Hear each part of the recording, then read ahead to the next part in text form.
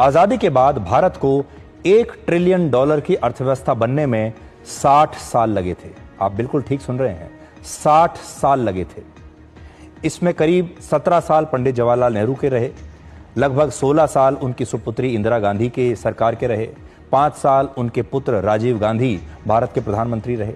लेकिन उनके कार्यकाल में भारत की अर्थव्यवस्था मिलकर $1 ट्रिलियन के आसपास भी नहीं पहुंची थी। भारत को यह आंकड़ा छूने के लिए वर्ष 2007 तक इंतजार करना पड़ा। इसके बाद 1 ट्रिलियन से $2 ट्रिलियन की अर्थव्यवस्था बनने में भारत को 7 साल लगे, यानी 100 लाख करोड़ रुपए और आगे जाने के लिए 7 साल और लगे। फिर 2014 तक भारत की जीडीपी $2 ट्रिलियन की थी। यह तब जब मोदी सरकार आई थी, तब हम $2 ट्रिलियन की अर्थव्यवस्था थे।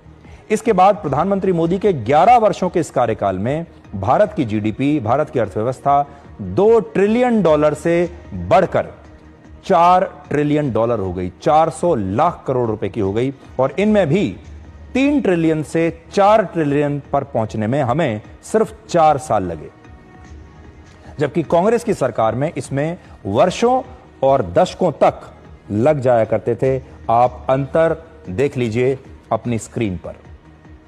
1 ट्रिलियन तक पहुंचने में हमने लिए 60 साल, फिर 1 से 2 पहुंचने में 7 साल, उसके बाद 2 से 3 में 7 साल, और इस बार हमने 3 से 4 तक पहुंचने में, 4 ट्रिलियन तक पहुंचने में सिर्फ 4 साल लिए।